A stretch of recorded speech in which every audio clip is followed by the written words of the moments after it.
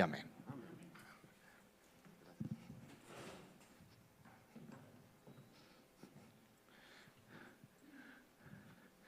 Muy buenos días a todos, ¿cómo están? Bien. Algunos me preguntan que cómo seguí y yo solo les digo hierba mala y se ríen. Yo no sé por qué. Gracias a Dios bien en casa. Bueno. Hoy empezamos una miniserie que dura este y el próximo domingo. Se llama Eulogía, el arte de hacer el bien. Pregunta, ¿a quiénes les gusta el cine aquí? ¿Listo? Díganme por favor que se vieron Encanto. ¿Sí? Bueno. Esta predicadera, esa miniserie se llama Y si hablamos de Bruno. La canción más escuchada y reproducida de los últimos tiempos. Esa canción no la voy a cantar, tranquilos. Y si hablamos de Bruno, ¿no? La película Encanto, que obviamente, como saben, es inspirada en Colombia. Y uno de los ejes centrales es este personaje, Bruno, hijo de la matrona de la familia, que tenía un poder bastante particular. Y es que él tenía la capacidad de ver el futuro. Pero yo nunca entendí por qué lo exiliaron al pobre hombre si él solamente describía el futuro. Él no tenía la culpa de que así fuera a ser el futuro, pero todo el mundo le tenía temor a Bruno porque él decía, usted se va a quedar calvo. No señalo a nadie, usted se va a quedar calvo. Y entonces quedaba calva la persona. Entonces eso es por culpa del pobre Bruno. Y él decía catástrofes, simplemente describía lo que va a pasar en el futuro. Y la gente empezó a pensar que ese poder que tenía Bruno era malo. Entonces lo que hacemos normalmente con lo que no podemos controlar es esconderlo. Entonces se escondieron a Bruno, lo exiliaron, pero él se escondió dentro de la misma casita, ¿verdad? Y bueno, ustedes saben toda la historia y demás. Esto es una característica sumamente colombiana. Meter las cosas debajo del tapete, ¿sí o no? Tenemos la idea de que si no hablamos de eso, no hay problema. Hoy quiero hablar de uno de esos Brunos que nosotros tenemos como sociedad. La doctora Caroline Leaf dice lo siguiente, dice, solo se puede sanar aquello de lo que somos conscientes. Eso es una verdad bastante profunda. No podemos sanar aquellas cosas de las que no sabemos. Por eso es necesario hablar, y es necesario hablar de ciertos temas que a veces son difíciles, incómodos. Créanme que he pasado tiempo pensando cómo podemos hablar de este tema, y la palabra que nosotros como cristianos con mucha frecuencia metemos debajo del tapete es esa palabra, eulogía.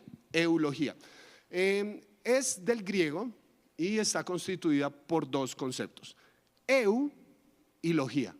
¿Sí ven? Esto es brillante, ¿listo? Eu, que es bueno. Bueno, sí, es algo, bueno, no se me ocurre qué sería.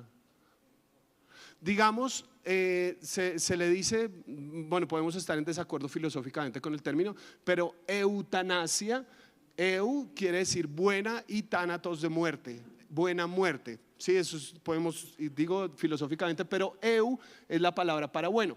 Y logía, ustedes han escuchado el concepto de logos, ¿verdad? Normalmente lo traducimos como palabra, pero para los griegos la palabra no solamente era lo que nosotros expresamos, sino que también se veía en lo que hacíamos, por eso se veía en las acciones. Si tradujéramos literalmente eulogía, podríamos decir hacer bien o hacer el bien. Por eso esta serie se llama Eulogía, el arte de hacer el bien. Ahora, ¿saben cómo se traduce esta palabra en español? Generosidad. Y algunos ya, van a hablar de plata. Si lo primero que pensamos cuando escuchamos el término generosidad es la plata, probablemente ahí está nuestro problema. Porque la generosidad no tiene que ver con el dinero, tiene que ver con una postura frente a la vida. Hay gente que puede dar, eso lo vamos a ver la otra semana, hay gente que puede dar mucho y no ser generoso. Porque no se trata del dinero, es una postura frente a la vida. ¿Por qué es tan difícil hablar de la generosidad? Porque en el medio cristiano hay dos extremos, lastimosamente. Por un lado tenemos el extremo de esto llamado el evangelio de la prosperidad, la gente que piensa que puede hacer negocios con el Todopoderoso, entonces le da a Dios, ¿sí?, pacta, decreta y todo este tipo de cosas. Yo doy esto, Señor, para que me des aquello. Y hay gente que le sale, pero es lo mínimo, ¿no es cierto? Entonces yo le di al Señor este milloncito de pesos y el Señor abrió un negocio de 100 millones de pesos. Y uno dice, uy, imagínese eso, severa pirámide. ¿Cómo le hacemos? Y entonces, ¿cómo le podemos dar a Dios? ¿Cómo le puedo dar más? Y yo entonces le di un sueldo completo a Dios de todo el año y entonces Él me dio el carro que le pedí. Uno dice, claro, no, imagínese. El problema es que los que se enriquecen por lo general son los que predican de eso. Y realmente no es bíblico. Realmente no es bíblico. Si uno da para hacer negocios, uno no está dando, uno simplemente está haciendo una transacción. Y el otro extremo que tenemos, que siento que como comunidad estamos ahí, Martín Lutero dijo que el último lugar a donde llega Dios es al bolsillo. ¿Qué quería decir eso? En ese extremo donde nos encontramos es que somos sumamente respetuosos de ese tema, sumamente respetuosos. Y como que nos da pena, como que decir que no sienta la gente y todo eso. No, pero tenemos que hablar de eso. Tenemos que hablar de la generosidad y cómo podemos entender adecuadamente esto, no simplemente con el dinero, eso es una expresión, sino como una postura frente a la vida. Hoy les quiero ojalá dialogar con 4 mitos que veo yo respecto a la generosidad. Entonces, son verdades que nos hemos creído muy fácilmente, pero creo que la Biblia apunta en otra dirección. La primera es que no damos porque sea un porcentaje obligatorio. Y entonces cuando hablamos de esto de la generosidad dicen, ¿y el diezmo? Bueno, hay una discusión bastante importante sobre si el diezmo es para esta época o no es para esta época. ¿Cómo funciona el diezmo? Simplemente para explicar. Cuando Dios le dio las leyes a los israelitas, dentro de las leyes, ustedes leen el libro de Levítico, si algún día han leído toda la Biblia en un año, el libro de Levítico es leyes específicas sobre qué deben hacer los sacerdotes y qué debe hacer el pueblo con los sacerdotes. Entonces, todas las tribus de Israel tenían tierras, absolutamente todas tenían determinadas en la tierra prometida un espacio de tierra, excepto los levitas, que eran el pueblo que se dedicaba a los oficios dentro del tabernáculo y posteriormente el templo. Ellos no tenían nada, ellos no producían nada. ¿Por qué? Porque hay un principio y dijo, yo soy su porción, les dice el Señor, yo soy su porción. Ahora hagamos cuentas, esto es muy importante. Dentro de las tribus que tenían su tierra, debían dar un 10%, el diezmo, debían dar un 10% para los levitas, para las personas que cantaban en el templo, para las personas que cuidaban el templo, para las personas que eran sacerdotes dentro del templo. ¿Listo? Cada pueblo daba el 10%. ¿Cuántas tribus eran? 12. Quitamos a los levitas. ¿Con cuánto quedan los levitas? Con el 110%. Es como la idea de que ustedes dediquen su vida al Señor, a los levitas, y Dios las va a sostener aún más abundantemente de lo que ustedes imaginan. Ese es el principio del diezmo. Ahora, ustedes van a encontrar distintas discusiones, va a haber gente que dice, no, sí, pero ahí está en la palabra y todas estas cuestiones. Yo les voy a hacer mi observación teológica. Yo creo que el diezmo no es una ley para nosotros, pero sí un principio. No es una ley por varias razones. Primera, ninguno de los que está aquí presente es israelita. Segunda, no vivimos bajo el antiguo pacto. Y tercera razón, los levitas no somos ninguno de nosotros. O sea, yo soy Miguel Pulido, hijo de Miguel Pulido, nieto de don José Ignacio. No tengo ni idea si tengo por allá una sangre judía o algo así. No soy levita. Yo aquí trabajo y fin de la historia. ¿Sí? Le podemos poner esos términos de somos los levitas, lo que yo no soy levita, yo soy Miguel. ¿Sí? Esos son como terminologías que le damos medio espiritualoides, pero no. Si hay gente que nos dedicamos de tiempo completo a esto, por supuesto que sí. Pero yo creo que en el Nuevo Testamento, porque algunos de ustedes dicen, ay, bueno, no es ley. Súper. En el Nuevo Testamento no se trata de dar menos. En el Nuevo Testamento se trata de darlo todo.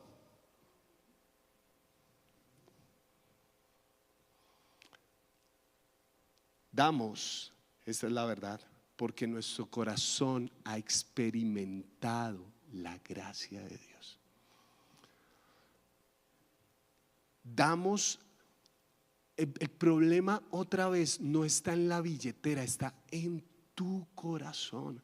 Por eso digo que el diezmo no es una ley, pero es un principio. Por eso aquí seguimos recogiendo diezmos. Si usted no da nada, un buen lugar para comenzar de pronto es el 10. Si no eres capaz de dar el 10, ¿cómo vas a dar el 100? ¿Me explico con lo que estoy diciendo?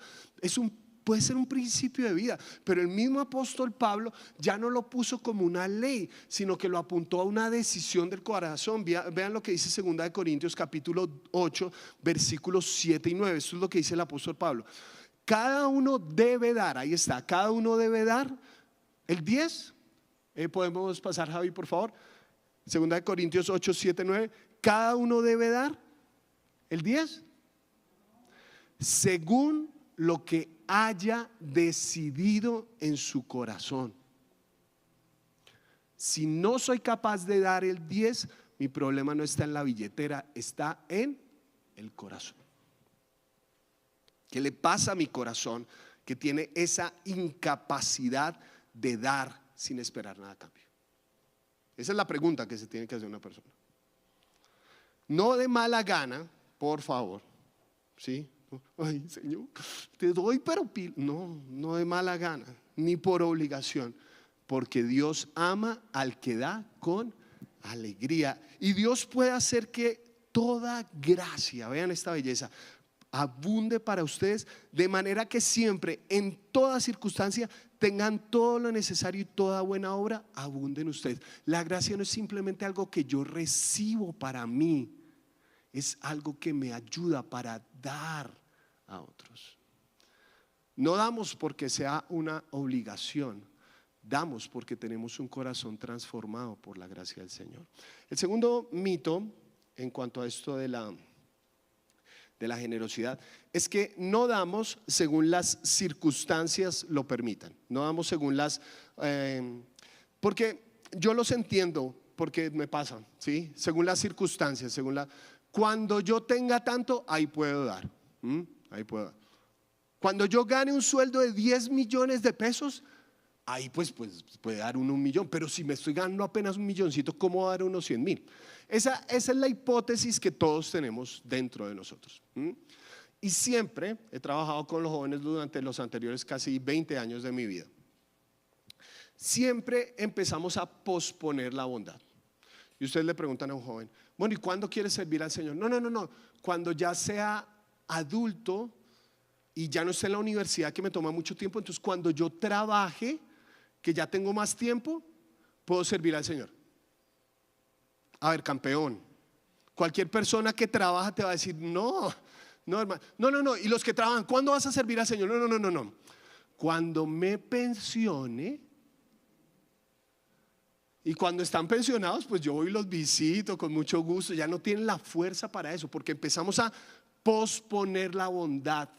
Empezamos a decir, si las circunstancias lo ameritan y si las circunstancias son perfectas, si se alinean todos los planetas, ahí voy a ser generoso. No, el problema de la generosidad no es un tema de afuera hacia adentro, sino que se decide de adentro hacia afuera. La verdad es esta: damos porque confiamos en aquel que está a cargo. ¿Cómo puedes ser generoso? ¿Cómo puedes ser generoso? Una tarea muy práctica: presupueste ser generoso. Es decir, entonces tiene un presupuesto en la casa, ¿sí? Espero, ganamos tanto, vamos a dar esto, cada uno de lo que decidió en su corazón, pero presupuéstelo. ¿Sabe por qué? Porque si usted no lo presupuesta, ¿sabe qué va a dar? Limosnas. Y ustedes saben cómo funcionan las limosnas. Ese momento donde uno está en el servicio y acaba, ora Juan, vamos a pasar los diezmos. Y los diezmos, ¿qué hay? Y ya uno no anda con efectivo. No, se me descuadra el parqueadero. Bueno, me quedan estas moneditas. ¿Qué es eso? Limosnas. Si no presupuestas lo que vas a dar limosnas. Porque dar es un tema de confianza. Yo confío en que el Señor va a proveer. Muy honestamente, ¿saben quién más me ha ayudado en esto a presupuestar? Mi esposa. porque uno llega y empieza a cuadrar las cuentas. Y el presupuesto por lo general está siempre en riesgo, ¿no es cierto? Le gusta ahí como, uy, llegamos, ¿sí? Y ella siempre me dice, mira, apenas entre lo del mes, lo primero que hacemos es lo que nosotros decidimos dar. No, pero es que, tomamos esa decisión. Mi corazón todavía está luchando con esto de la eulogía, ser generoso, pero ella me ha enseñado mucho que el Señor va a proveer. Confiamos en el Señor. Hay un principio muy importante de vida para no determinarnos por las circunstancias, sino por el corazón. Vean lo que dice Jesús en Lucas capítulo 16, versículo 10. Yo creo que eso es un principio de vida para todo. El que es fiel en lo que, en lo poco, es fiel también en lo mucho. Y el que es injusto en lo poco, también es injusto en lo mucho. Una vez me encontré con un pastor de jóvenes que lo quise invitar acá. Y entonces la primera pregunta me dijo, ¿pero cuántos jóvenes son? Yo le dije, bueno, más o menos a nuestro grupo vienen unos 15 jóvenes.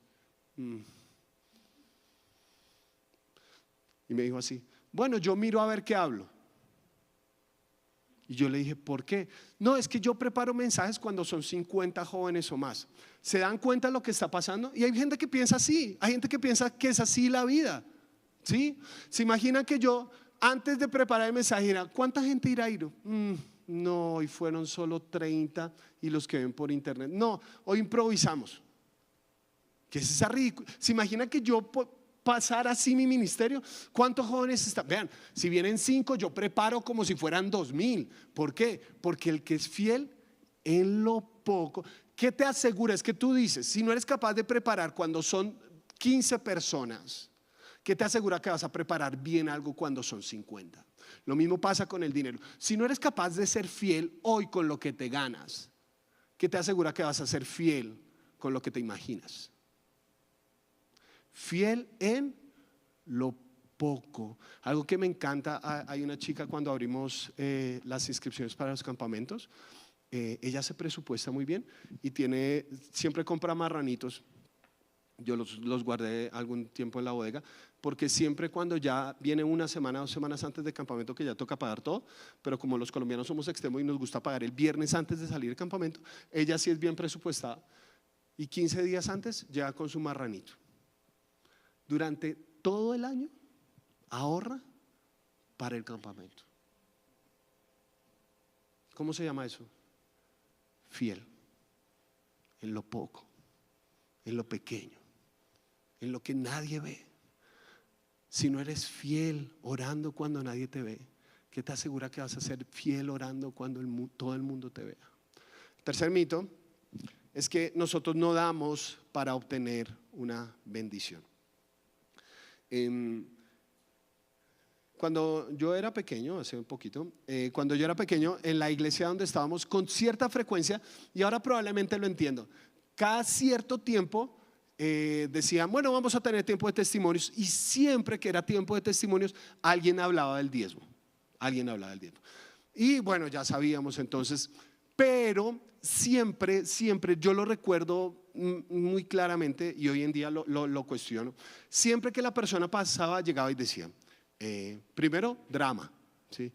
No, mi vida estaba en la inmunda, me echaron de 16 trabajos seguidos y me perseguía el CTI y todo, y tú.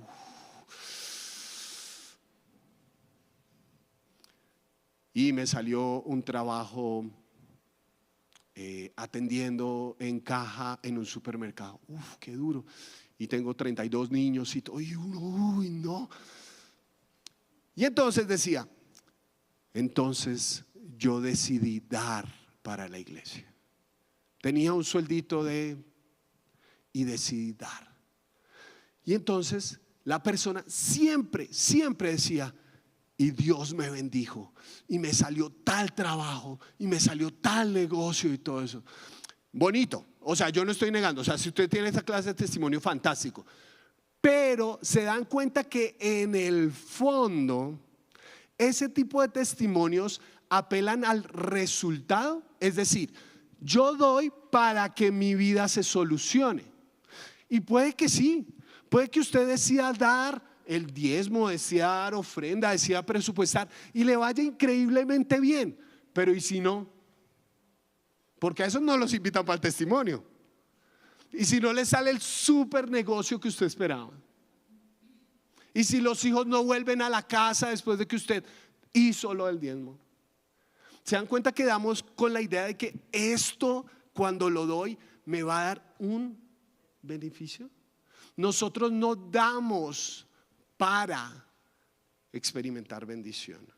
Nosotros damos porque es una bendición. Dar es una bendición en sí mismo. Perder ese dinero es una bendición. Perder ese tiempo hablando con esa señora que habla más que un perdido recién encontrado, ese es una bendición. La generosidad es un acto de bendición. El mismo Señor Jesús lo dijo. Se rememora en Hechos capítulo 20 versículos 35, ustedes lo conocen. Recordando las palabras del Señor Jesús, hay más dicha en dar que en recibir. Hace unos años hicimos un viaje misionero a Barranquilla, se llamaba Misión Caribe, con los muchachos, y siempre recuerdo mucho en mi corazón. Visitamos, estábamos allá con una fundación, visitamos zonas muy marginales, muy difícil, de difícil acceso y todo eso. Y una de las cosas que decidimos hacer es ir a trabajar. Esta fundación tenía niños, cuidaba niños dentro de un barrio muy peligroso. Y en ese barrio tenían un parque, el cual estaba muy descuidado. Yo no sé si sabían esto, pero la estética puede hacer la diferencia en un parque. Es decir, mientras un parque se ve más descuidado, se ve más inseguro, porque de hecho termina siendo más inseguro. Termina siendo lugar para ladrones, para drogadictos y todas estas cuestiones. Entonces, uno de nuestros trabajos misioneros fue ir y con los niños pintar y renovar ese parque. Ahora, yo fui con jóvenes que en su gran mayoría son jóvenes de estrato 4, 5, 6, que pagaron ese viaje en avión tranquilos, bien. Gracias a Dios tienen familias que tienen recursos económicos y les dieron lo suficiente, bien. Pero cuando ellos estaban sirviendo, cuando estos niños venían y los abrazaban y les daban gracias, ellos decían algo que me quedó plantado en el corazón. Me decía: Miguel, nosotros sentimos que es más lo que estamos recibiendo de estos niños que lo que podemos darles. Muchos de estos niños, 4, 5, 6, 7 años, se abrazaban a niñas y a muchachos y les decían: me cambiaste la vida. Hay más dicha en dar que en recibir. Y la bendición no es el resultado que nos podrían dar económicamente esos niños. ¿Se dan cuenta? Que nosotros pensamos la bendición solo en términos económicos. Pero ¿qué le pasó al corazón de estos jóvenes que experimentaron que hay más dicha en dar que en recibir? Y el último mito es que nosotros no damos para la iglesia.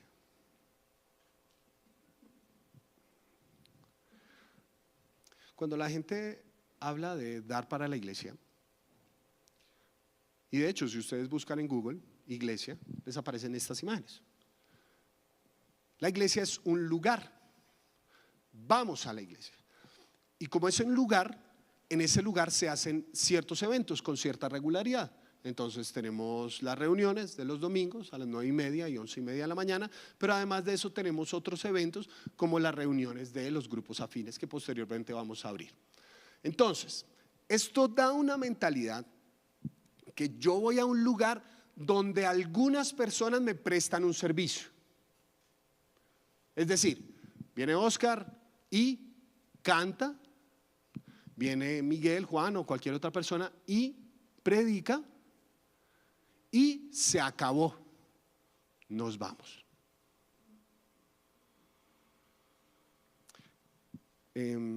Confesión, la semana antepasada que nos tuvimos que aislar por causa de este virus, a mí me tocó llamar a Yadi el viernes pasado. Me tocó llamar y decirle: te toca predicar. ¿Y qué prédica tan bonita se echó ya ahí la semana pasada? Yo me hice una pregunta. ¿Qué hubiera pasado si yo me hubiera enterado de eso el sábado en la noche? Está bien, Dios, perdóname, no digo nada. Sí, está bien, Señor, no sigo hablando. ¿Qué hubiera pasado si me hubiera enterado de eso el sábado en la noche y no hubiera tenido tiempo para decirle a alguien que preparara una prédica? ¿Qué hubiera pasado el domingo 9:30 y 11:30 de la mañana?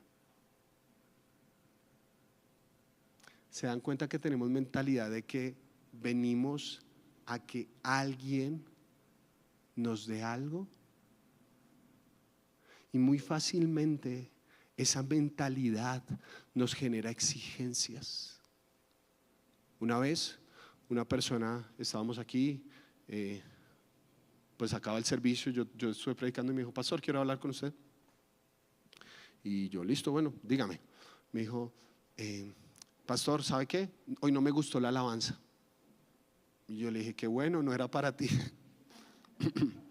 No volvió. ¿Se dan cuenta? Como que alguien que dedica su tiempo a esto tiene que satisfacer mis necesidades religiosas, mis exigencias del momento. Tienes que tener una prédica cool porque es para la iglesia. Como que unos están en misión, ¿sí? Unos están en el ministerio y los demás somos seculares y venimos acá. No, hermano, eso no es bíblico.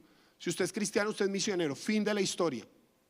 Fin de la historia. No es como, ay, hay unos que son, no, usted ya es misionero. ¿Qué clase de misionero es? Eso es otra pregunta. Pero usted ya es misionero. Ya todos estamos en esto. Que algunos tienen trabajo en otras cosas, pero allá son misiones. Que otros dedicamos nuestro tiempo completo a esto, eso es otra cosa. Pero este cuerpo está en misión. La iglesia no es algo externo a nosotros, no es algo que nos presta servicio. Nosotros no damos para la iglesia, nosotros damos porque somos la iglesia. Y esto no es etimología, esto no es simplemente oratoria como, ay, tan bonito la diferencia entre... Es que nosotros no vamos a la iglesia, nosotros somos la iglesia. Este proyecto, esto es de nosotros, no es de unos pocos que se lo inventaron. No es como vamos a satisfacer las necesidades de Juan, de Miguel, de los que trabajan aquí. No, esto es nosotros. Esto es una identidad. Usted no está dando para algo externo, usted no le está haciendo un favor a nadie. Si no podemos dar para los de nuestra propia familia, si no somos capaces de preocuparnos por los de nuestra comunidad, ¿por quién nos vamos a preocupar? Dígame. Esta es la esencia de lo que predica el evangelio. Vean lo que dice Pablo en 1 Corintios capítulo 12 versículos 26 y 27. Si uno de los miembros sufre, los demás miembros comparten su sufrimiento. Y si uno de ellos recibe honor, los demás se alegran con él. Ahora bien, ustedes son el cuerpo de Cristo y cada uno es miembro de ese cuerpo. ¿Cuál es la diferencia entre cuerpo y corporación? Que en la corporación las fichas que se quitan se reemplazan. ¿Sí o no? Así son las corporaciones. Y tenemos esta idea y a veces lo predicamos y yo lo entiendo. O sea, hay un sentido de que nadie es indispensable en una corporación. En una corporación, sí, claro, nadie es indispensable. Y yo estoy seguro de eso, pero no por el tema de corporación, sino por una mentalidad de que el reino de Dios va a seguir avanzando. Si el día de mañana por algunas circunstancias yo no estoy aquí, estoy absolutamente seguro que el Señor, la obra va a seguir, hermano. O sea, el reino de Dios es algo más grande que Miguel Pulido, ¿sí? Pero no es esa mentalidad utilitarista de, aquí no hay, no. En un cuerpo todos son importantes. Si usted se corta un dedo, usted no es, bueno, cualquiera lo reemplaza, no. Duele. Podemos hacer un injerto, pero no es el mismo dedo, ¿sí o no? La iglesia no es una corporación, es un cuerpo. Es un cuerpo. Por eso estamos pendientes de las necesidades unos de otros. Por eso estamos buscando, hermanos, si no es aquí entre nosotros que nos colaboramos unos a otros, ¿dónde? Si uno sufre, pues sufrimos con él, le ayudamos para levantarse de su sufrimiento. Pero de la misma manera, si se alegra, pues celebramos. No nos ponemos celosos. Hermano, me salió tal negocio. Ay, es que Dios mío, es que, ay, Señor, ¿por qué a mí no? No, nos alegramos porque somos miembros del cuerpo de Cristo.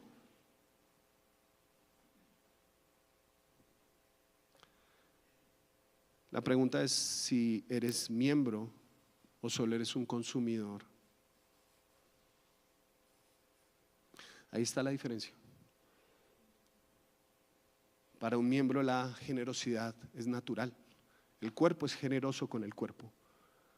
El cerebro no es como, ay, estoy celoso con el brazo izquierdo, no le voy a mandar códigos. No, el cuerpo es generoso porque es miembro. Pero si eres consumidor es otra cosa. Si eres consumidor, tu plata te pertenece, tu tiempo te pertenece, lo tuyo es tuyo, nada más. Para un consumidor es así, para un miembro no. Yo no les voy a prometer bendiciones. Yo no les voy a decir, si dan, el Señor les multiplicará. No tengo ni idea. ¿Sabe por qué? Porque no soy el Señor. No tengo ni idea. Pero si eres miembro de esta iglesia, si eres miembro del cuerpo de Cristo, que ha probado la gracia de Dios, la generosidad es el lenguaje de los redimidos. La generosidad es parte de nosotros. Y no estoy hablando de cantidad. La generosidad no es comparativa. Algunos pueden dar 10,000, 20,000, 5,000 y lo dan con alegría, porque Dios no mira lo que mira el hombre, Él mira el corazón. Termino con 2 testimonios de mi propia vida. Primero, por alguna razón que desconozco hasta el día de hoy, en mi vida laboral, ustedes hablan cada cierto tiempo de una prima que viene a visitarlos 2 veces al año. Yo no conozco a esa prima por el tipo de contratos en los que he estado. Pero en este tiempo recordaba algo, y es que se supone que esta prima significa un salario adicional más, o sea, como si recibieras 13 salarios al año, ¿sí? Cuando nosotros decidimos venir aquí, que la iglesia decidió que nosotros debíamos trabajar con jóvenes, una de las cosas que negociamos, por decirlo así, con Juan, es que a mí me encanta poder ir a otras comunidades y conferencias y campamentos y todas estas cosas, me encanta, y la iglesia muy generosamente me da ese tiempo. Yo estaba haciendo cuentas, literalmente. Todos los años que hemos estado sirviendo aquí, todos, yo sí he conocido a la prima, pero no porque esté en el contrato, sino por la generosidad del pueblo de Dios.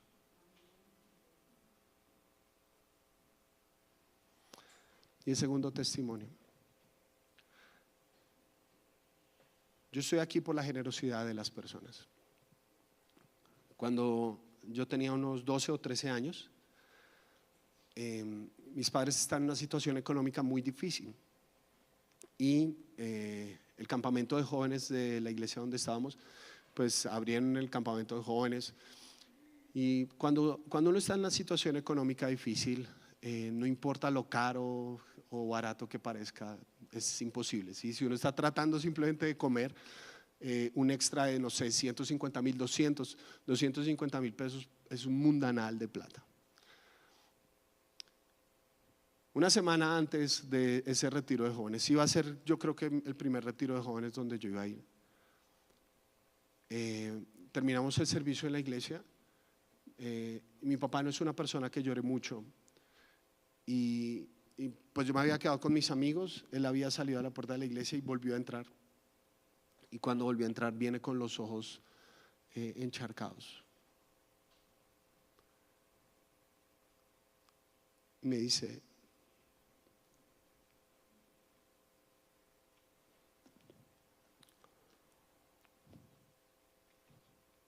¿alguien pagó tu retiro?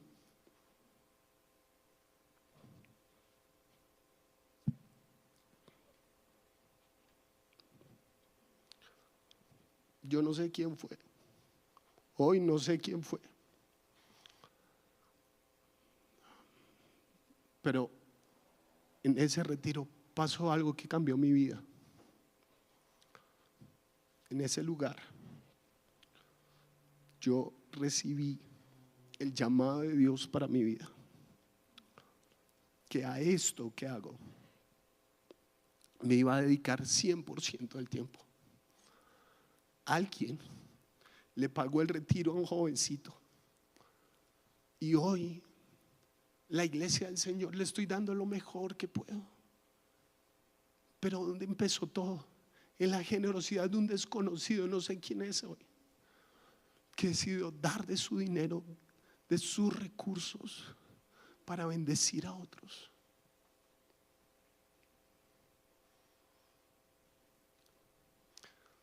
Hermanos, oro para que nosotros podamos poner en práctica la eulogía, el arte de hacer el bien con nuestros recursos, dinero, tiempo, atención. Hagamos el bien porque Dios ya hizo el bien con nosotros. Oramos para terminar.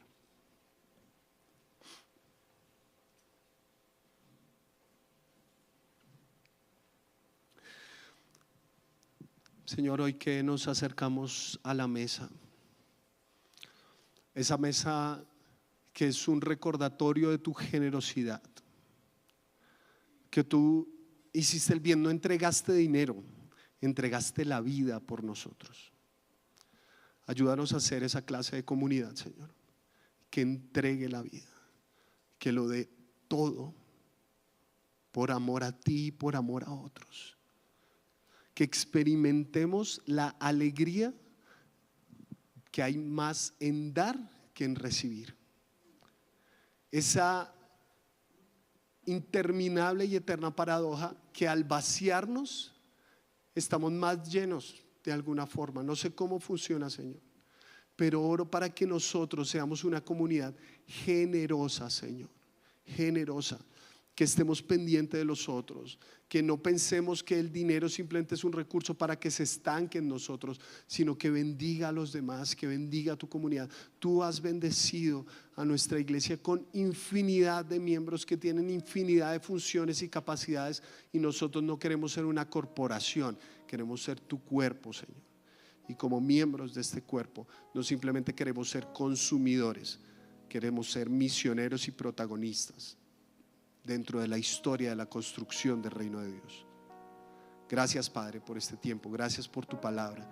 Gracias porque podemos acercarnos a la mesa y hoy de forma particular recordar la generosidad que hay en esa mesa, que emana de esa mesa y que nos invita a vivir una vida generosa. Gracias por este tiempo. Disponemos nuestro corazón para este momento en el nombre de Jesús. Amén.